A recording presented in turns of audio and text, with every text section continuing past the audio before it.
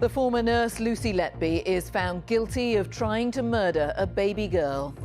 She had dislodged a premature baby's breathing tube on the ward where she murdered 7 other infants.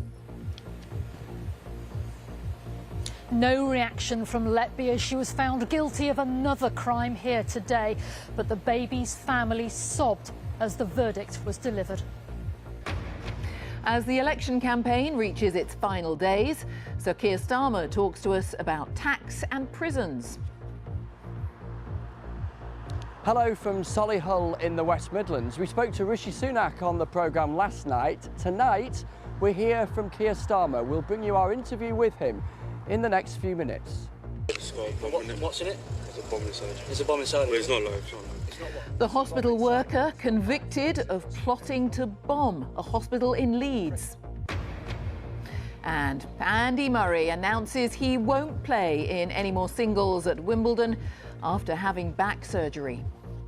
I'm disappointed. I wanted to play in the tournament and, I wanted to have a chance to go out there and walk out on my own on the centre court again and, give it another go.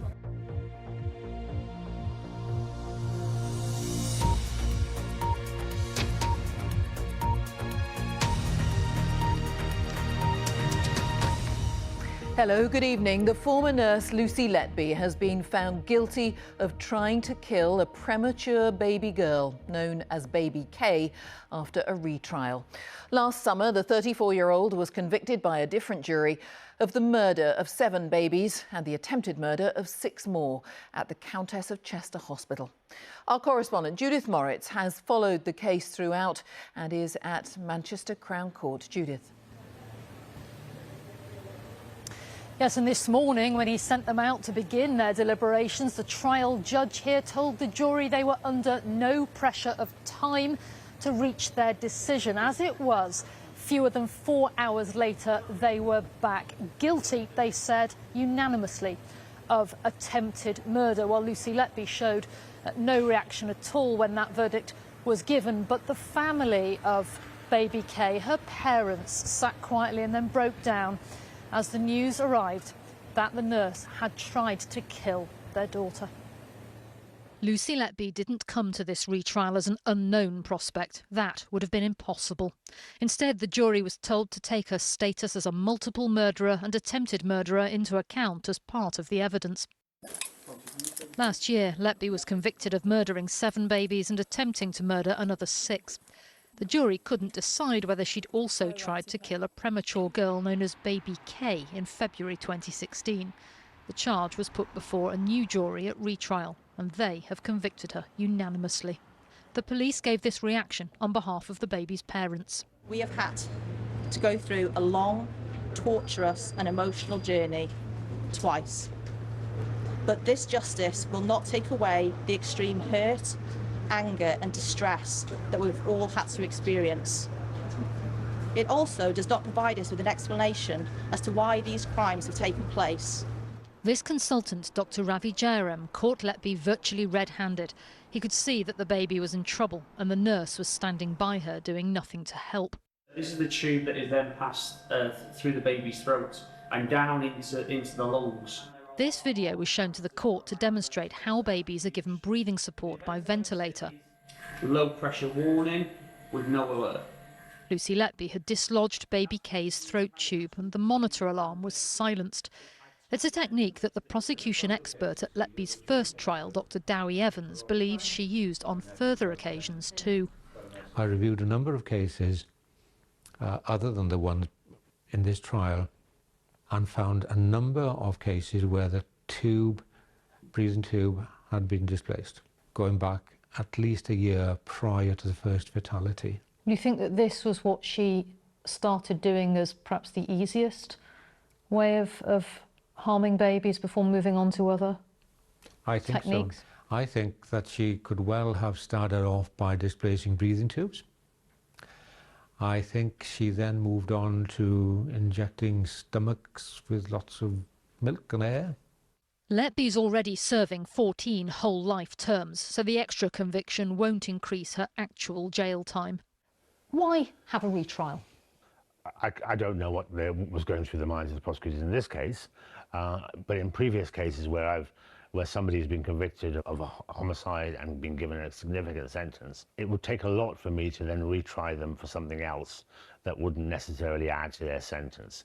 However, children being harmed, losing their lives, in this case, I can understand why it was significant enough for them to say, we will pursue this case.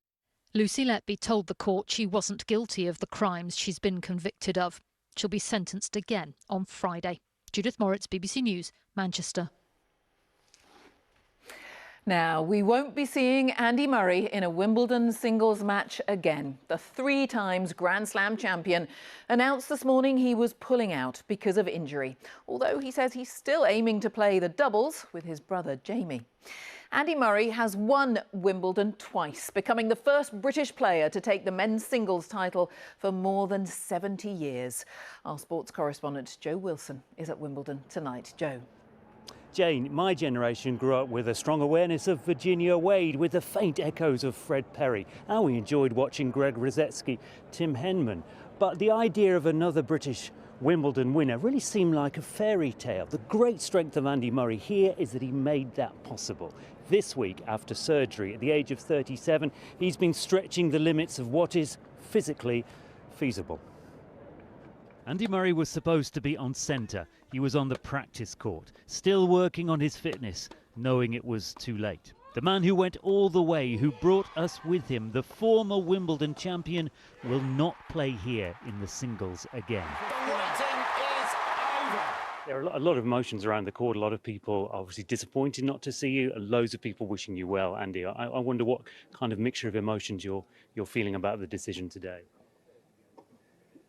I'm disappointed. I wanted to play in the tournament, and I wanted to have a chance to go out there and walk out on my own on the centre court again, and give it another go. But I also was only going to do that if I felt like I could be competitive, and I didn't feel like that today. And I'm sorry for obviously everyone that came and wanted to support and watch again. And I wanted that moment as well, as much for me as for the people that have supported me over the years. Twice the Wimbledon winner. That's the headline of Andy Murray's career. It's just part of the story. When you reflect on 45 plus titles on the tour, 3 Grand Slams, 2 Olympic golds, the Davis Cup, world #1, he can look back and reflect on an incredible career. He's obviously been a great spokesperson for equality when it comes to men and women's sports, and also just the way he competes. It's very sad to see him go. I hope that he can, play his last match on his terms. There is more to come. Of course, in his heart, Andy Murray remains the ultimate competitor. And when he plays in the doubles later this week with his brother Jamie alongside him, well, he will believe he can win matches. The Murray brothers won Great Britain the Davis Cup not so long ago. Andy Murray is still focused on this summer's Olympics. He is the single presence who lifted millions of Wimbledon dreams. For a perfect ending, just remember that. Joe Wilson, BBC News, Wimbledon. And we will have a full roundup of all today's play at Wimbledon so far later in the programme. Now to the election, and the Labour leader Sir Keir Starmer has said that letting prisoners out early in England and Wales will probably need to continue under a Labour government because of what he called a broken system. Under a policy introduced last year, some less serious offenders could be released between 18 and 70 days early to tackle the ballooning prison population. In the final days of campaigning, the Labour leader has been talking to our political editor, Chris Mason. The man hoping to get his hands on power on Friday. But if he's dreaming of Downing Street, there are other stopping off points first. In a few moments we will be arriving at Beeston. After our day following Rishi Sunak yesterday, today we're with Keir Starmer. Sir Keir gets off in Nottingham. He claims he's taken his party on a long walk back to credibility and competitiveness. And the polls suggest he's on the brink of victory. In nearby Hucknall, at yet another football ground, a collection of Labour activists and his big pitch. We've been campaigning for a long time now. I'm yet to meet a single person that said to me, look here, everything's great. Please don't change anything. It's fine as it is. People want change, but change will only happen if you vote for it. Hello, I'm Keir. Nice to meet you. Welcome to my tea and coffee shop. It turns out the Liberal Democrats don't have a monopoly on splashes of campaigning absurdity. Strong team. So we'll, yeah, Teabag Starmer, as I've known to be called. And from what he says he's been called to what he might be called soon. Are you ready to be Prime Minister? We've worked for 4.5 years to change the Labour Party, but we have obviously done the preparation to make sure that on day one we reset politics to a politics of service. I wanted to find out for you who might be running the country alongside him if Labour wins, but he reckons saying that now could sound complacent. I'm not accusing you of complacency. I would suggest to you that people deserve to know who your top team might be if you are to win. Well, I'm not going to run through a list of names, however hard you try. But I'm still after some specific answers. Would you let prisoners out early because the jails are full? This is going to be a problem we'll inherit if we are privileged to come in to serve. And I'm not going to sit here and pretend to you that I can build a prison on the first day of a Labour government. So that means letting people out early? In all likelihood, we will have to continue with that because it simply wouldn't be realistic. Will people pay income tax on the state pension under Labour? The position for pensioners in relation to tax will be exactly as it is now. But that could mean yes, couldn't it, in the future? That is the position set out at the last budget under this government, and that'll remain the position. So, ladies and gentlemen, the Prime Minister. His rival, Rishi Sunak, has been in Oxfordshire with this warning about a Labour government. Don't sleepwalk into something that you haven't thought properly about. Think very hard about what it means for you and your family. And in spite of what all these polls say, every vote matters. I asked the same question of the Prime Minister along these lines yesterday. You must share a sort of sense of solidarity with Gareth Southgate, that doing a job where 1,000,001 other people think they could do a better job than you. Yeah, everybody in the stands and watching the television has got a better idea how Gareth Southgate should do his job, and there are some similarities. I've got no end of advice. I've had it for 4.5 years, and no doubt I'll be getting a lot more. And he has more places to visit via a trip to Derbyshire. It was on here to Staffordshire. Just one more day of this ahead.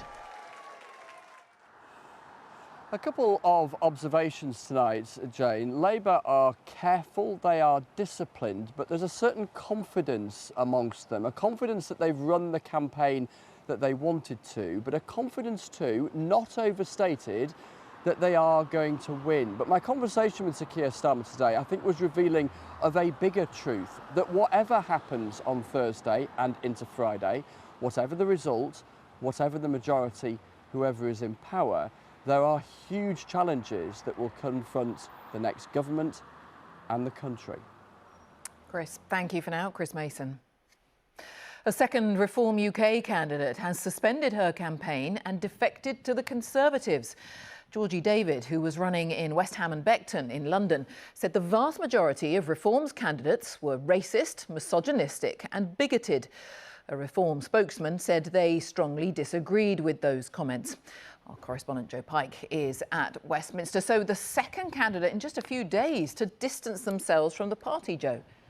Exactly, Jane. 2 defections in 2 days to the Tories. This time the candidate, Georgie David, has said he doesn't think that the senior leadership of Reform is racist, but that the vast majority, as you say, of the candidates are racist, misogynistic and bigoted, and she does not want to be associated with them. In response, Reform has told us they're disappointed with her course of action. They say they strongly disagree with what they call her sweeping comments about their candidates, but they say it's sad and strange she did not bring up these views with them. Let's be clear, the fingerprints of Conservative Party headquarters are all over this. That is a view and assessment shared by Nigel Farage, who I've been in touch with in the last few minutes. And I suppose it's revealing of the twin threat Rishi Sunak's party is facing, potentially hemorrhaging votes to the right and Reform, but also to the left, with Labour, the Lib Dems, plus other parties too. Yes, we have seen, since nominations closed, 2 defections. We've also seen 12 candidates ditched by a range of parties. And Jane, with 36 hours or so until polls open, there's still time for more. Joe, thanks for now. Joe Pike, and the full list of candidates standing in that constituency, West Ham and Beckton, is there for you now. And we'll have a little more election news later in the programme. A man who plotted to bomb a hospital in Leeds has been found guilty of preparing acts of terrorism. Mohammed Farouk targeted St James's Hospital in January last year, but was stopped by a patient.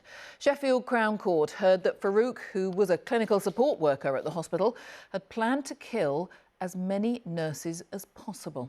Danny Savage reports. Come to the front of the bonnet here. Come here. Come on. The early hours of a Friday morning in January last year. A man who'd brought a homemade bomb to a hospital in Leeds is arrested. Yeah, subject secure, mate.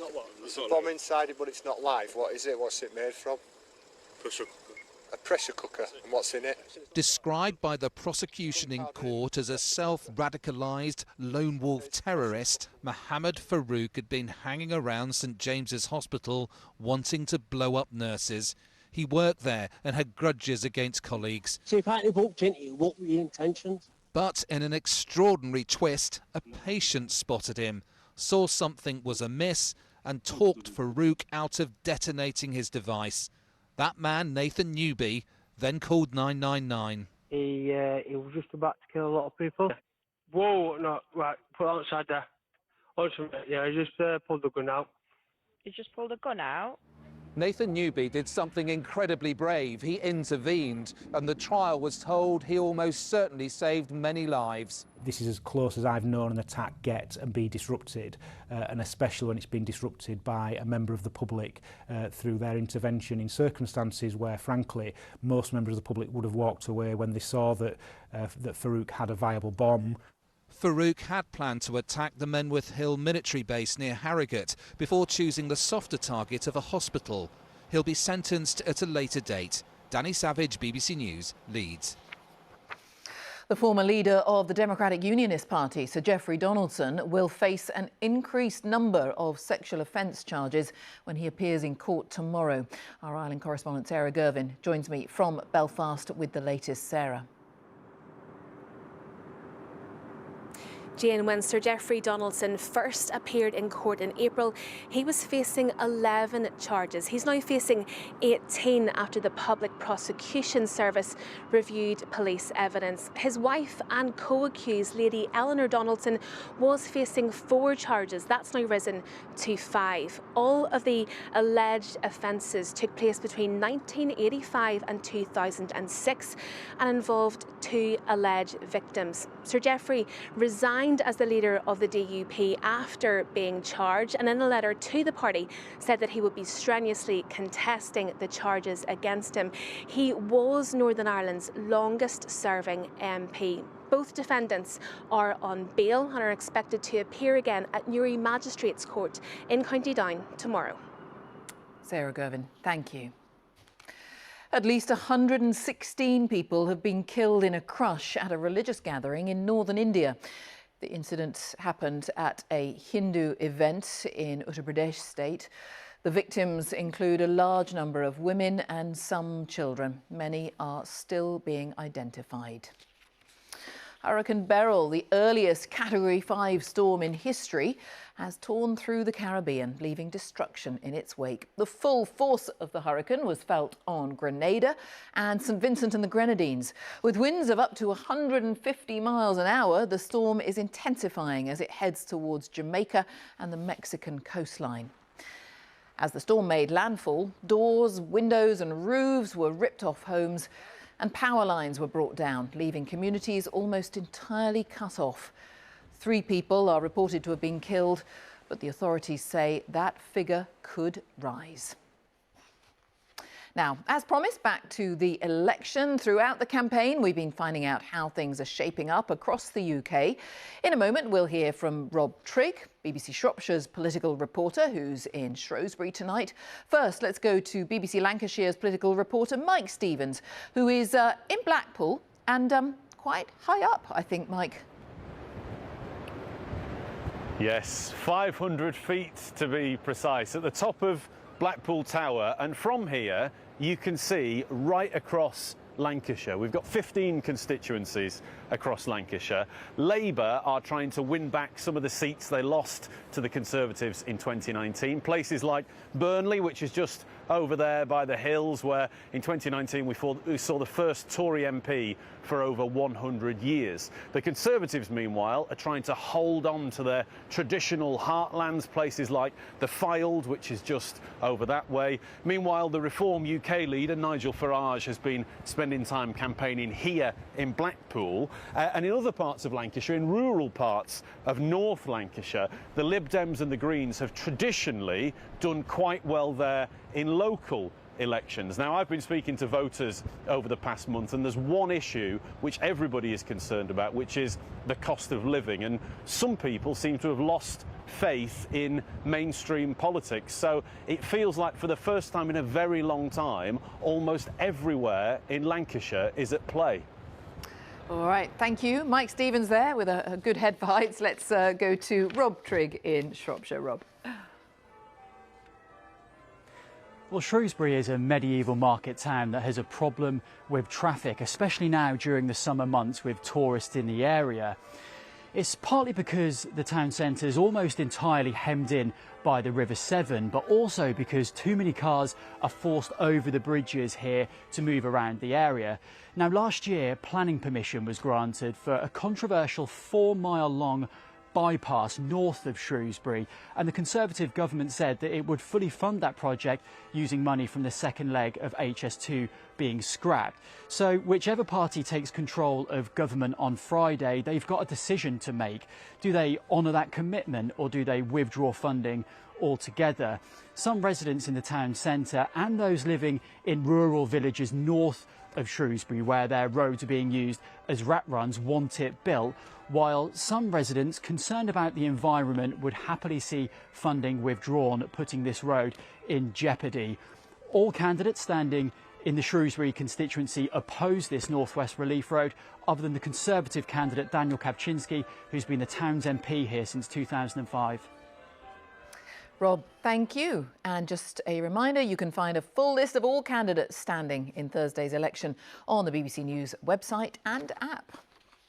The Liberal Democrats have been back out in southwest England, where they hope to retake a clutch of seats. In another of his now signature campaign stunts in Taunton in Somerset, the leader, Sir Ed Davey, used a giant orange domino to topple some blue ones to represent the so-called blue wall of Tory seats that he hopes to demolish in the southwest. In the West Country and across the home counties and rural Britain, people know it's only the Liberal Democrats who can beat the Conservatives. So yes, we had some fun with the dominoes, but there's a serious point. If you want to get rid of the Conservatives, what could be a once-in-a-century election to change the political geography of our country. So we do put health and social care at the top. We do deal with the sewage scandal. We get our economy back on track. People should vote Liberal Democrat. Scotland's First Minister John Swinney has been out on the campaign trail, rallying his supporters and activists in the Highlands. The Scottish National Party leader claimed that the election was over in England, with the Conservatives beaten by Labour. But he said it was still open in Scotland.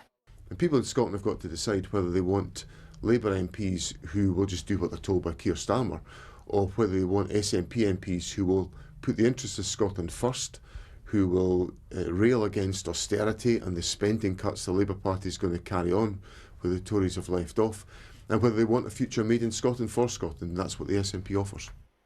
The Green Party says Labour are too timid about the idea of taxing wealthy people.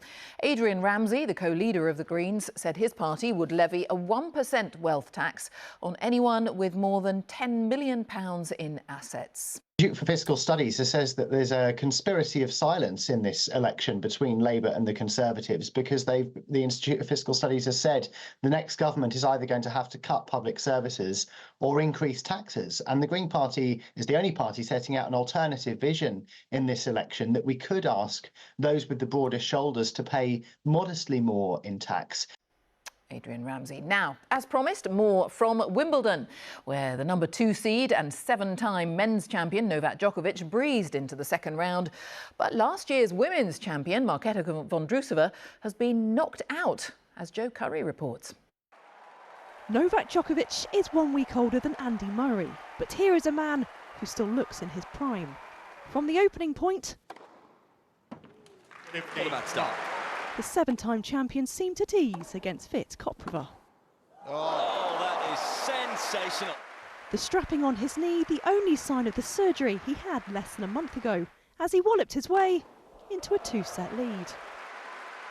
Djokovic is known for being a rebel. He isn't the only one. But today, on his best behaviour, this victory was a breeze. Game, set, match, Djokovic. The 37-year-old is looking in ominous form.